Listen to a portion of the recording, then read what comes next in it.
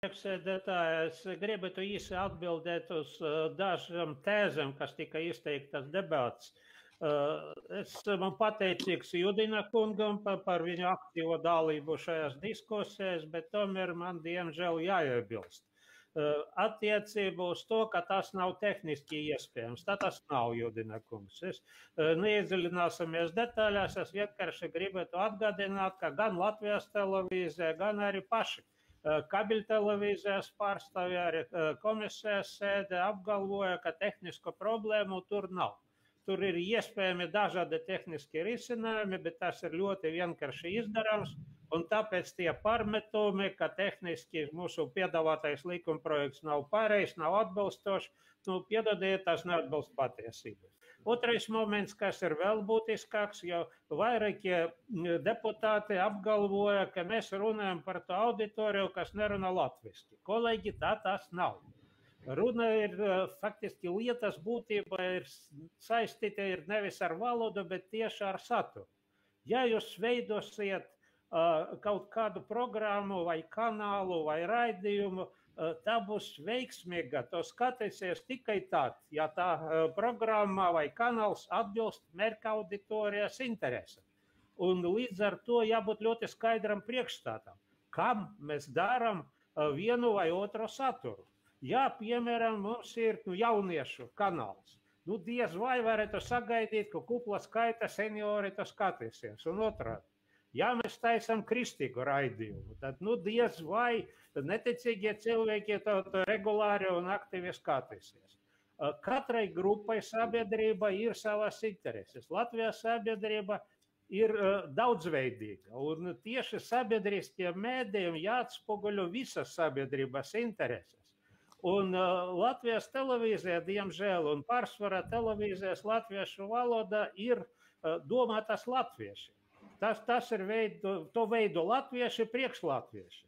Un man nav īpašu problēmu ar latviešu valodu, bet vienkārši es neredzu, ka manas intereses, mana dzīve, tas problēmas, kas mani interesē, piemēram, LTV raidījumos tiktu atspoguļots. Un tieši tāpēc es dabiski meklēju to, kas uzrunā man.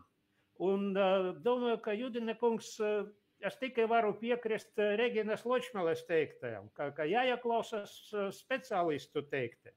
Pēdējo nedēļu laikā notika vairākas ekspertu diskusijas. Ļoti interesanta diskusija bija Delfos. Ļoti interesantas un saturīgas diskusijas notika Lampas festivālā. Un tur piedalījās taiskaitā arī tie cilvēki, kas praktiski strādā ar šo auditoriju, kas ir ieinteresēti un kas to zina. Un šī ideja, kas šeit izskanēja, ka mēs vienkārši krieviski tulkosim latviešu ziņas, taisīsim kopsavilkumu, kolēģi neviens to neskatīsies. Jo atcerēsimies to pieredzi, kas bija ar Dienu krievu valodā, kas bija Rīgas balss un citiem divvalodīgiem izdevumiem. Tas neiet cauri, to nelieto skatītāji.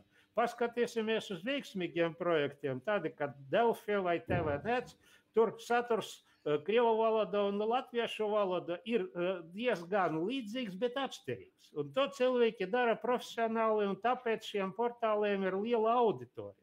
Jo nevajag to visu reducēt tikai ar valodu. Jo es vēlreiz uzsveru, Latvijas sabiedrība ir daudzveidīga, un kur es pilnībā piekrītu Štoris kungam, jā, tā arī gadās izņēmuma veida, ka arī latvieši aktīvi skatās LTV raidījumus krievu valodā, un tas ir normāli. Jo latviešiem tas interesē.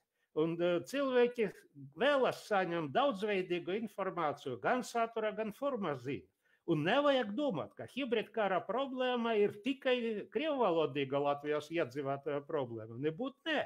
Ja kāds domā, ka cilvēki ar dzimto latviešu valodu ir kopš dzimšanas imūni pret naidīgu propagandu, tie dziļi maldas. Un daži pēdējā laika notikumi tepat Latvijā to ļoti skaidri parāda. Tāpēc ceru, ka jūs, protams, varat šo likumprojektu noraidīt. Bet jebkurā gadījumā man tomēr gribētu cerēt, ka šī likumprojekta parādīsies vēl kaut kas. Kā atkal mēs nevadīsimies pēc principa ne mana cūka, ne mana drūva, kas notiks, tas notiks, lai tur viņas paši LTV un komercmedijos dara, ko viņi vēlas, un mēs deputāti tur nepiedalāmies. Tas vienkārši nozīmē, ka mēs nepildām savus galvenos pienākumus. Es tomēr aicinu atbalstīt šo likumprojektu un turpināt diskusiju. Paldies!